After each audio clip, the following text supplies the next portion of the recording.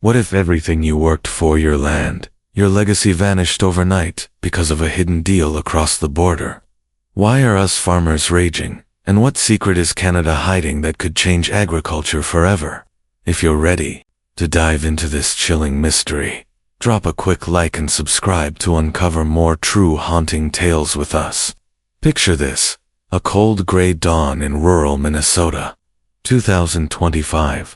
The fields stretch endlessly, blanketed in frost, but the air crackles with something heavier than winter anger. Farmers, bundled in worn jackets, gather outside a local copay, their faces etched with worry. They're not just fighting the weather or rising costs anymore. Something bigger looms. A whisper, a rumor, a betrayal. Canada, their neighbor to the north, is quietly reshaping the global agricultural game, and U.S. farmers are caught in the crossfire. How did it come to this? Why are these hard-working men and women so furious? And what's the secret that's left them feeling like their livelihoods are slipping away? I first heard whispers of this story back in early 2025, when a friend in Iowa sent me a grainy video of farmers protesting outside a trade office. Their signs read, "Save our farms," and "Stop the takeover." It stuck with me, not just because of the raw emotion, but because it felt like something was being hidden. I dug deeper, and what I found was a tangle of trade deals, tariffs, and a silent shift in power that's left American farmers reeling. Let's step into their world and unravel this mystery. Imagine if you were there, standing in those Minnesota fields, your boots sinking into the frozen soil. You've poured your life into this land, generations of sweat, debt, and dreams. But now, you hear Canada's outpacing you, snatching billion-dollar deals in the global Agri network while your crops sit unsold. Your profits vanish, and your future feels cursed. That's the reality for thousands of U.S. farmers in 2025, and it all ties back to a perfect storm of trade wars, policy missteps, and Canada's quiet rise. It started with tariffs. In late 2024, U.S. President Donald Trump announced a 25% tariff on Canadian goods, including agricultural products, set to kick in by February 2025. The move was meant to protect American industries, but for farmers, like Colin Penner in Manitoba and John Wiltz in Minnesota, it felt like a punch to the gut. The U.S. and Canada have long been each other's biggest agricultural trading partners, with over $73 billion in goods crossing the border in 2023 alone. Canada buys more than half of U.S. agricultural exports: corn, soybeans, pork, and supplies, critical inputs like fertilizer. But when Trump's tariffs hit, Canada retaliated with its own duties, targeting U.S. crops like canola, wheat, and soybeans. For farmers, this wasn't just politics, it was personal. Colin Penner, a Manitoba farmer, told CBC News, "I'd rather just be in the tractor, putting seed in the ground, worrying about the weather." But now, he's calculating how to survive if his canola can't reach us buyers across the border.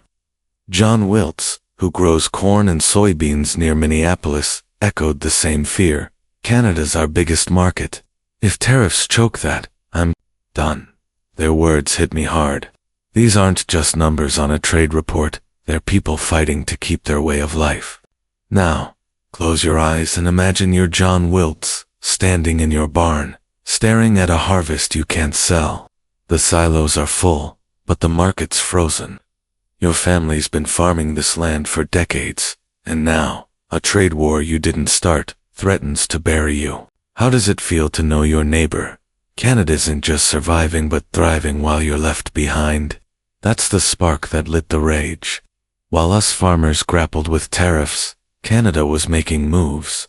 By 2024, Canada had solidified its place as the world's 9th largest exporter of agri-food products, shipping $102 billion to over 200 countries.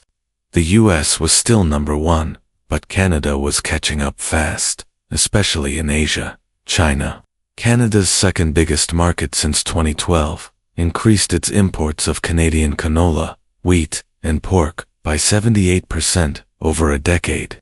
Why? Canada's reputation for sustainable high-quality food gave it an edge. While us farmers faced trade barriers from Trump's policies, Canada was signing deals, investing in tech, and branding itself as the reliable supplier. I remember reading about this in a 2025 report from Agriculture and Agri-Food Canada, and it struck me. Canada wasn't just competing, it was outsmarting. Their farmers adopted solar energy at double the rate of U.S. farms, with 11.9% of Canadian farms using renewable energy by 2021. Drones, AI-driven sprayers, and data analytics were transforming Canadian fields, making them more efficient than ever. Meanwhile, U.S. farmers like Wilt's were stuck, unable to afford new tech because of rising costs and shrinking margins. But here's where it gets eerie. There was no grand conspiracy, no shadowy cabal. Canada's takeover wasn't a secret plot, just smart, quiet strategy. They capitalized on U.S. missteps, like the 2018 to 2020 trade war with China, which slashed U.S. soybean exports while Canada filled the gap. It's almost haunting to think about two U.S. farmers were fighting to survive, while Canada was building an empire, one grain shipment at a time. I can't help but wonder, when did the balance tip, and why didn't anyone see it coming? By early 2025, the anger boiled over. In Iowa, Nebraska, and Minnesota, farmers took to the streets, blocking highways with tractors and holding signs that read, "Tariffs kill farms." Posts on X captured the raw emotion, with users like @kid, cool for you, calling it, Donnie the douche's winning. The protests weren't just about tariffs, they were about a deeper fear, losing their place in the global market. Farmers felt betrayed, not just by politicians, but by a system that seemed to favor foreign competitors. Imagine being one of those protesters, your hands gripping a sign, your voice hoarse from shouting. The wind cuts through your jacket, but the fire in your chest keeps you going. You're not just fighting for your farm, you're fighting for your kids, your community, the legacy your grandparents left you. That's what I felt watching those videos. These farmers weren't just angry, they were terrified of vanishing into history. The protests spread to social media, where #FarmersRage and #SaveOurFarms trended. One farmer tweeted, "We feed the world, but we can't feed our families. Thanks, trade wars." The sentiment was clear. U.S. farmers felt abandoned, and Canada, they were the ghost in the room, quietly reaping the rewards of a fractured U.S. market. As if tariffs weren't enough, another threat loomed, one straight out of a horror story.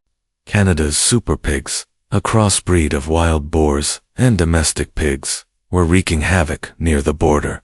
These beasts, described as an ecological train wreck by Dr. Ryan Brook, were destroying crops and spreading disease. In 2025, U.S. ranchers like Maggie Nutter in Montana kept a wary eye on their fields, knowing these pigs could cross into the U.S. and cause billions in damage. Wild pigs already cost us farmers $2.5 billion annually, and the Canadian invasion felt like another curse. I couldn't believe it when I first read about these pigs.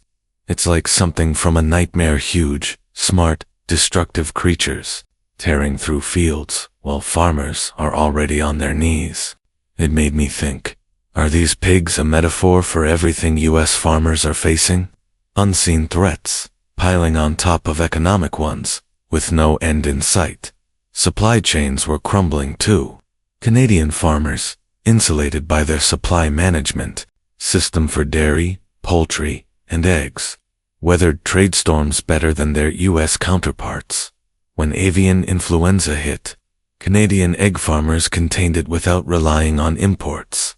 Meanwhile, U.S. farmers faced skyrocketing fertilizer costs. Canada supplied much of their potassium and equipment delays due to tariff disputes. It was like Canada had a shield, while U.S. farmers were left exposed. Let's pause and think. about the people caught in this.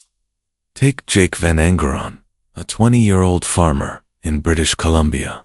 In 2025, he fought wildfires to save his family's 70-year-old farm, refusing to evacuate even as flames closed in.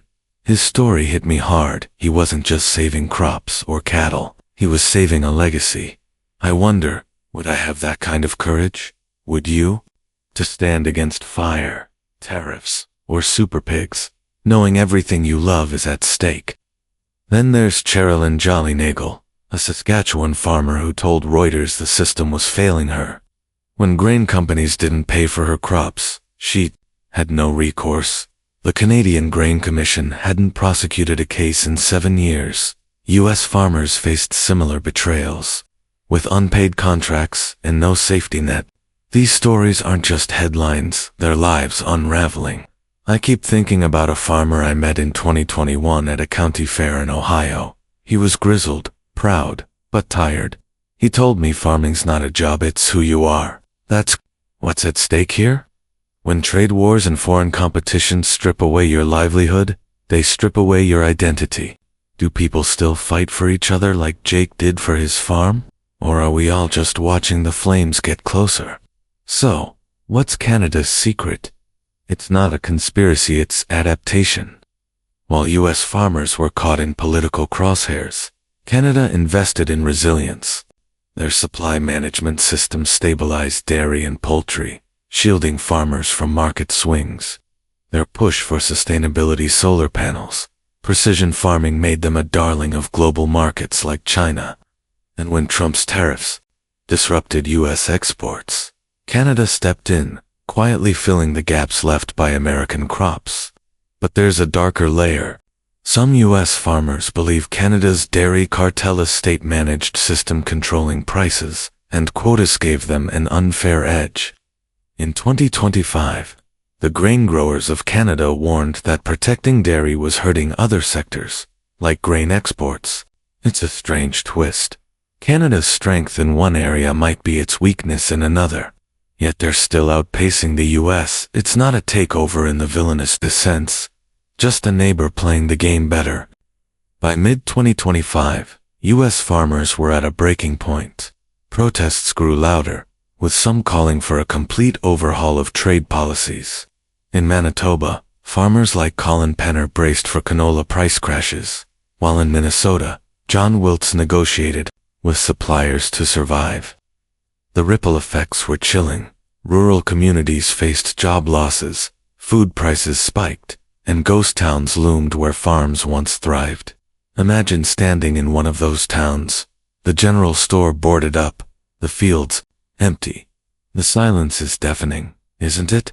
That's what keeps me up at night, the idea that entire communities could vanish, not because of drought or pests, but because of decisions made in boardrooms and Oval Offices.